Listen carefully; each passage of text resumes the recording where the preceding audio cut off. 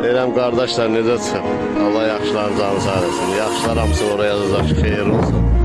Vay o gündən ki o içi xarab, qutlu insanlar var ha. Girib bu işə də Mustafa Zanlar.